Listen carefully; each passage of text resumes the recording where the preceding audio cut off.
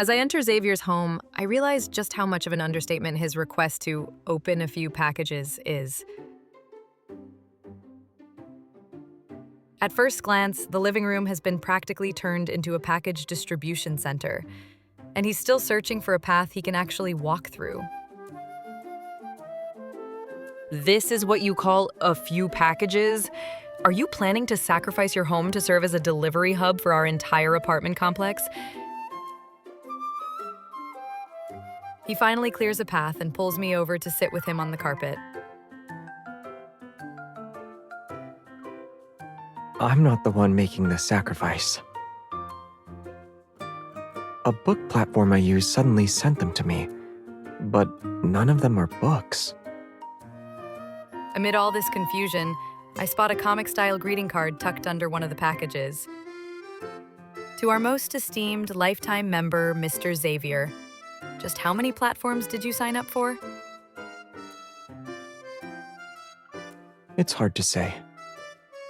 On your birthday, we present this small token of our gratitude. May you, who keep books as your companions, always maintain your curiosity and imagination about the world. I didn't expect your first birthday gift to be from a book platform. The first several dozen birthday gifts, actually. Then what number will my gift end up as? Let me count. 1, 2, 3, 4, 5, 6. Yours can cut to the front of the line, though. It'll still be number 1.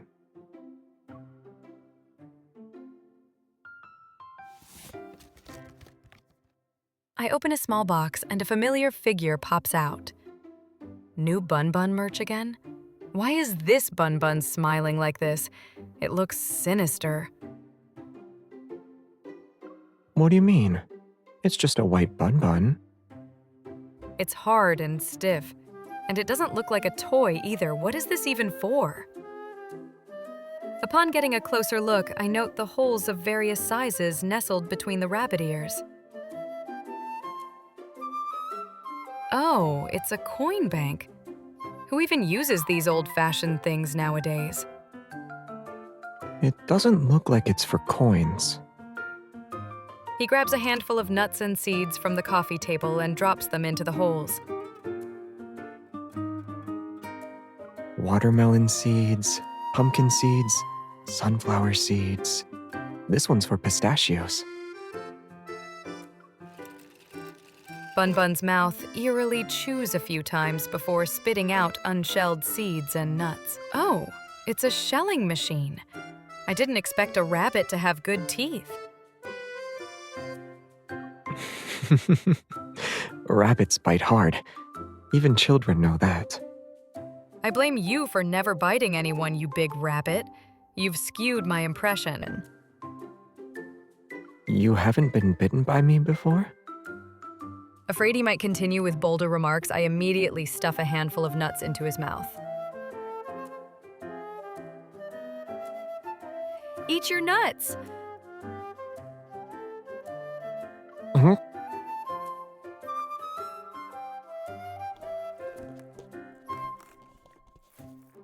A woodpecker doorbell, robot dog coffee table, magical corn holders. After unpacking everything, the house becomes a gathering of diverse talents. Each one is showing off their unique skills. The number of gifts matches your age. I didn't expect a lifetime membership to include the perk of making up for all the previous year's gifts.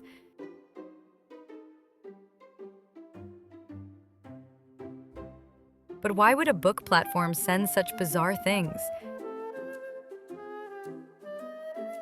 Maybe they think these are the results of maintaining curiosity and imagination about the world. They're very thoughtful. The birthday gifts they sent are creative. Yeah, but they could be even bolder. He figures out how every single one of the weird gadgets works without exception. None of them is a challenge. Ahem. Let me remind you that human imagination can't exceed one's own understanding. Even the boldest imagination would seem cowardly compared to you, Mr. Outlander. If you ask me, if someone wanted to create the boldest, most imaginative comic, they should just use you as source material. It's guaranteed to become an immortal legend in the comic world, enter the Comic Book Hall of Fame, reach the pinnacle of success.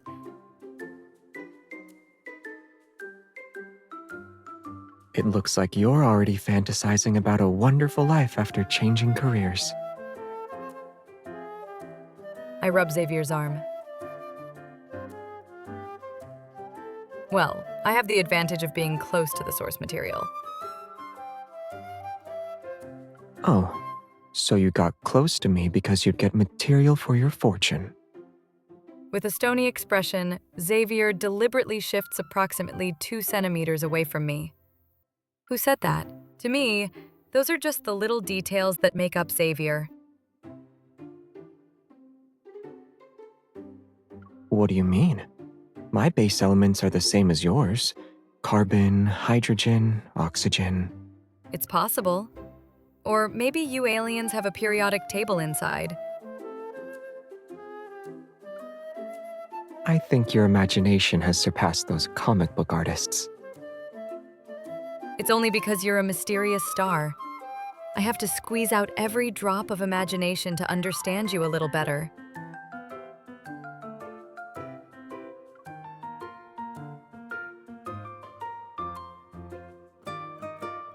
The distance between us disappears as Xavier moves toward me. He laughs while ruffling my hair. I was thinking about telling you the story you wanted to hear. But now, I'd rather see your imagination burst forth. Just you wait. I can uncover your secrets on my own. By the time Xavier's birthday arrives, I'll prove that I'm one step closer to his world. But to understand Xavier, who came from the stars, I need to familiarize myself with those stars first.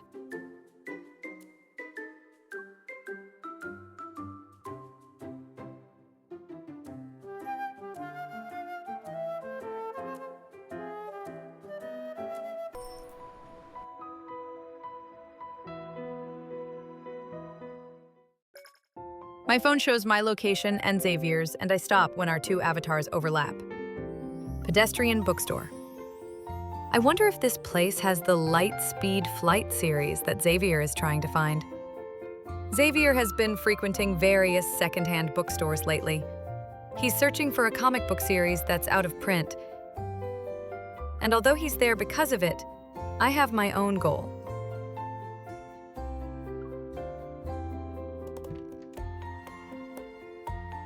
Ever since I made that bold claim about uncovering his secrets from the stars, I've been searching extensively for related books.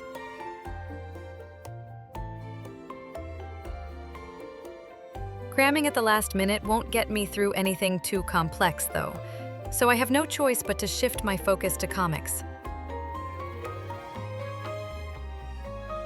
Celestial Bodies for Migration.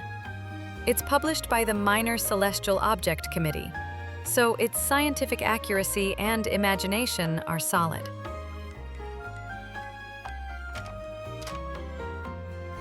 I squeeze into the reading capsule where Xavier is. He lifts the book beside him to greet me. Obviously, the comic isn't the one he's looking for. I guess this place doesn't have it. There aren't many bookstores left. It's okay. Looking at other books without a particular goal is also enjoyable. What about you? What are you reading? Afraid I'll be found out, I open the book and flash it at him. What else would I be looking at? I picked out a random comic like you. Perfect. We should be able to finish what we're reading before dinner. This book is based on planets that the Minor Celestial Object Committee had already observed. It features speculative explorations of extraterrestrial life.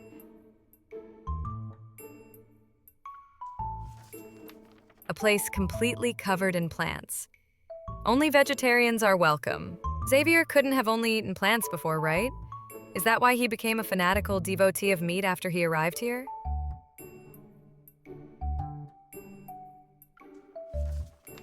A place that light can't reach. You can only crawl in darkness. Could it be that Xavier lived in a dark environment? Then he gained the light evol.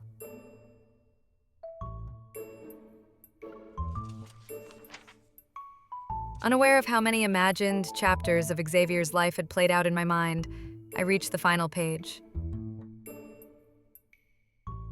I came up with so many theories, but none of them seemed plausible.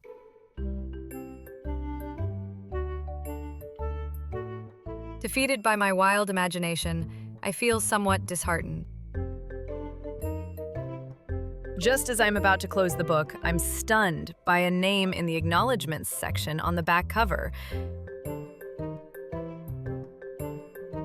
Xavier? What? I only took one piece of your pastry. I wasn't calling you... Wait, it couldn't actually be you, right? I pushed the book toward him and pointed the name. Oh, that. It's me. Are you reading the series published by the Minor Celestial Object Committee? Why is your name in the acknowledgments section?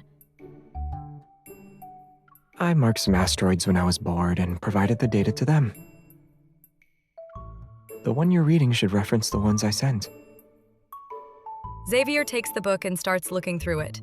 I squeeze in to sit next to him. How many have you marked in total? 5? 10? After I moved to Lincoln City, I saw 34. This would be a spectacular number for one person. It doesn't matter what era or country they're in. It says here that asteroid discoverers have naming rights. Theoretically, they do, but these names can't be changed once they're established. Even if you want to exercise naming rights, you still have to pass the naming committee's strict, ruthless review. I wrap my arms around Xavier, my eyes lighting up as I ask him a question. What names did you come up with? You remember them, right? Which ones did you suggest? All the names I came up with were rejected. That can't be right. You submitted 34 names, but not a single one was approved? I also suspect the review system is targeting me. Seeing my disappointment, he pauses as if he wants to offer a reasonable explanation. Maybe it's because, for humans who can only gaze up at the sky, every star's record should be something grand. People do need sonorous, romantic names to commemorate them. How casual and awful were the names you came up with? Even though I can't get a single name out of him, I did learn something unexpected. The Minor Celestial Object Committee's 100th anniversary is going to be held in Lincoln City? Xavier nods. I check the date. It's right after Xavier's birthday. I can use this opportunity to give his birthday a perfect ending. You didn't attend the 99th or 98th anniversaries? Refusing too many times would be sort of inconsiderate. I wouldn't have told you about it if I wasn't planning on going. I knew you'd be interested. You're someone who enjoys reading Celestial Bodies for Migration. We can go there and pick out which planet we should move to.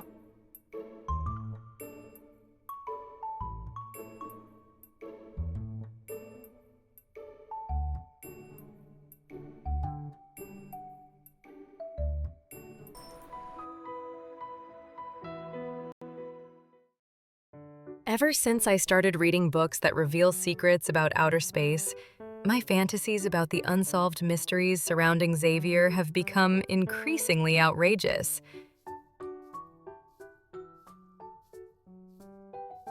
To keep myself in check, I have no choice but to seek a reference point. Jeremiah. What does Xavier like to do in his spare time? You two are partners and neighbors. Am I really the best person to answer this question? I'm not talking about now. I mean a long time ago. On your planet. Oh, you mean back then. He was special. So aside from seeing him at school, I couldn't get close to him privately. What do you mean by special? It's not easy to explain. Give me a second to come up with a story. I mean, explanation. Jeremiah initially positions himself as if ready to give a detailed explanation. But when the words reach his lips, he hesitates. Where do I even begin? Maybe you should ask him yourself. Who? With a sense of foreboding, I turn around and run into a familiar chest. I wish it were just a figment of my imagination. When did Xavier get here? How much did he hear? I need to cover this up.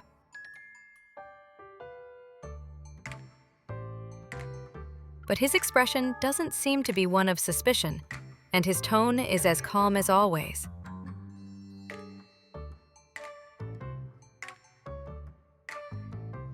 We still have time before class starts, so I wanted to come here and bring you some flowers.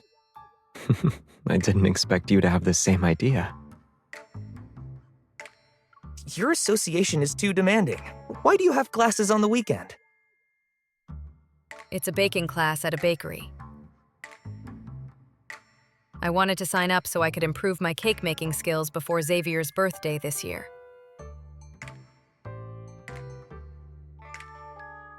But I didn't expect Xavier to catch me while I was signing up. Without any hesitation, he asked me to enroll him too. It's almost time. Let's go.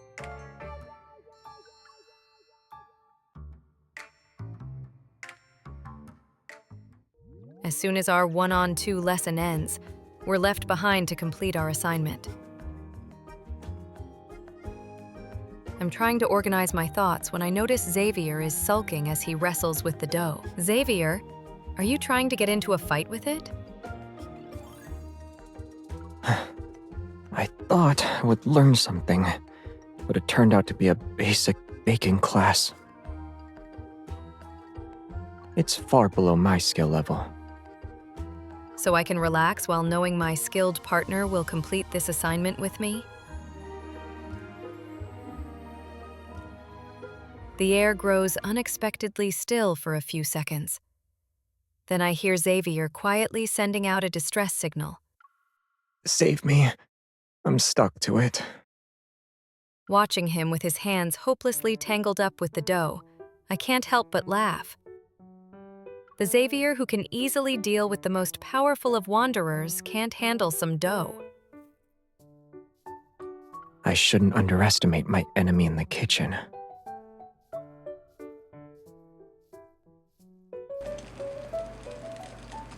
After the hectic process of getting the bread into the oven, the two of us crouch in front of it and stare blankly. Amid the heat and humming, my curiosity seems to rise along with the bread. Xavier, did you also have bread on the planet where you used to live? Why are you curious about the history of bread on another planet? I'm not curious about the bread. I'm curious about you. You want confirmation instead of imagining things on your own? No, but imagination needs samples to use as inspiration. I'm just asking about the simplest food. That's not cheating. Think of it as me broadening my horizons. In that case, you can try the most unique dish I remember. It's made with a vegetable that's bitter and sweet. I hurriedly pull out my phone to use the note-taking app. It's bitter and sweet? I could try endive, but I didn't know you were willing to eat vegetables.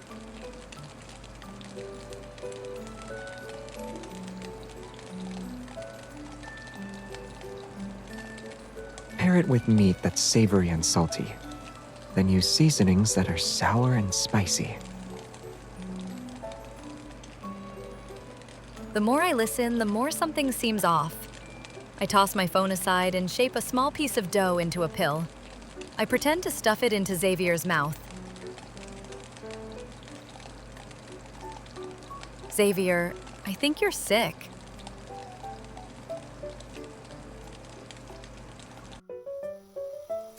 Fortunately, the bread is done baking at that moment. It promptly puts an end to our little war. Xavier cuts a slice for me. Then he sneakily takes a bite just as he brings it to my mouth.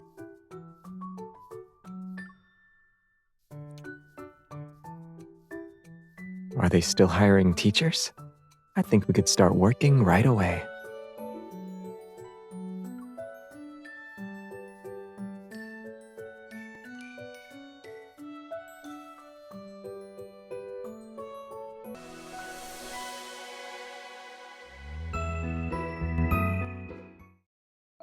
On his birthday, I use comics as bait to keep Xavier at my place while I go to his house to handle the final preparations. However, the special guest for my upcoming show, Puffball, unexpectedly flew away. The bird food on the balcony is untouched. Did Puffball have a change of heart? Even this can't tempt him anymore? Thinking he might be playing in some corner, I cup my hands and mimic a few bird calls. I try to coax him out.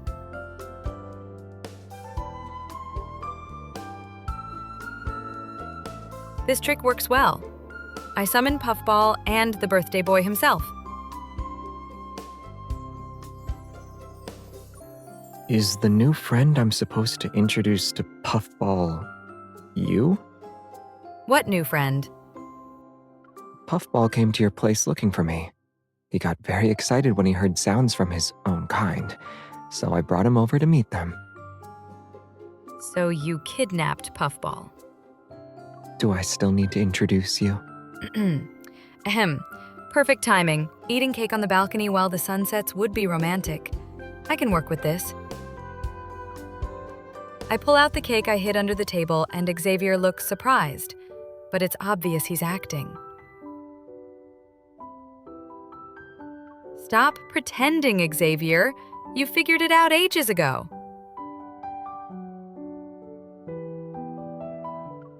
It's only because I've been looking forward to it for a very long time. The blooming flowers and the brilliance of shooting stars are fleeting.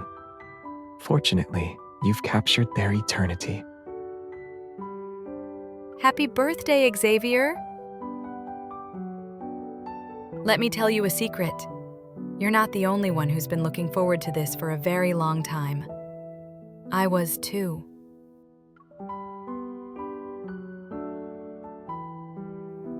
Happy birthday to you. Happy birthday to you. Happy birthday, my dear Xavier. Happy birthday to you. Happy birthday to you. Happy birthday to you. Happy birthday, my dear Xavier. Happy birthday to you. Happy birthday, Xavier.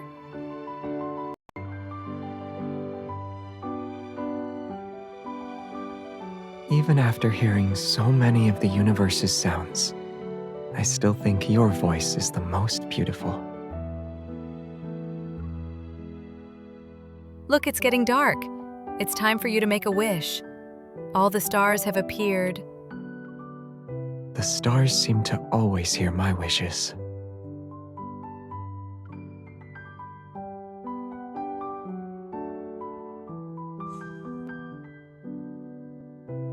All of them know your wish, except for me. You'll know when the time comes. As if suddenly remembering something, I reach into the cake box and pull out a card. Since we decided to have cake at the last minute, I forgot to have you look at this before blowing out the candles. You can't see it since it's dark. Let's wait until we turn the lights back on. It's as if a switch was pressed. The birthday balloons on the balcony suddenly transform into dazzling planets. It's bright now. You couldn't even wait a second.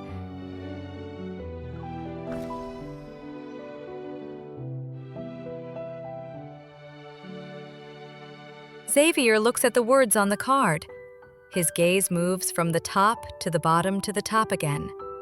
He keeps reading it. When I collect 100 of your cards, will I be able to redeem the ultimate prize? 1 card per year means it'd take 100 years to collect them all. You make it sound like you're collecting 10 stamps on a drink punch card.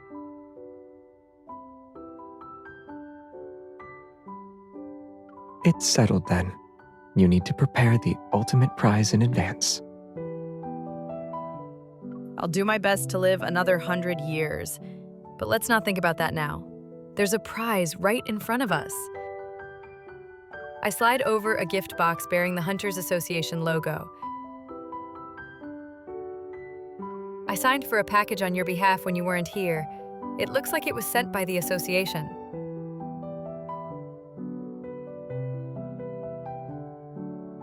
Confused, he opens the gift, and a scene that's worthy of being recorded in history unfolds. Happy birthday to you! Happy birthday to you!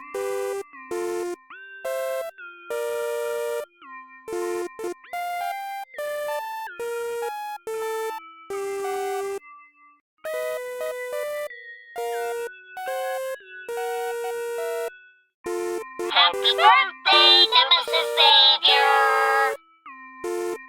On the music box, several familiar-looking wanderers spin and leap in different dance poses. Pumpkin Magus, Snoozer, Lemonette, Heartbreaker, Mr. Beanie.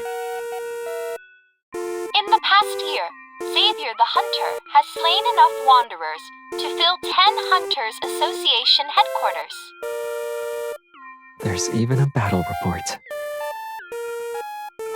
Your mission success rate is 100%. You've claimed the top spot on the Most Feared by Wanderers leaderboard. After hearing about his own illustrious achievements, Xavier's expression could barely be called calm.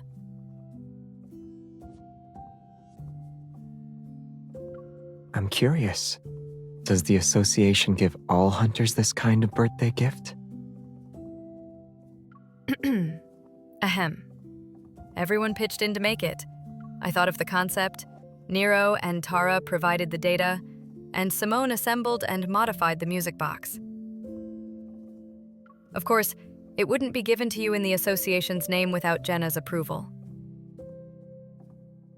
When I return to the association's building, I'll thank everyone. It's clear that what he wants to thank them for isn't just the birthday gift, but more so the profoundly moving experience. When word got out that your birthday was coming up, everyone asked me about your preferences. They didn't know what to get you. It's your fault for being so mysterious and never letting anyone see what you like. At least they know to find the person who understands me the best.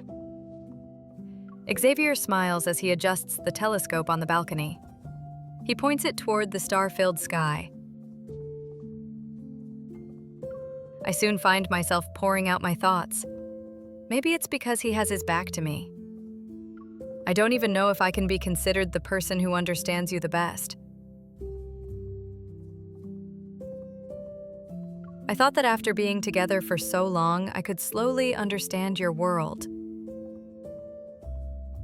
But even when I use all of my imagination, I still can't fill in every blank.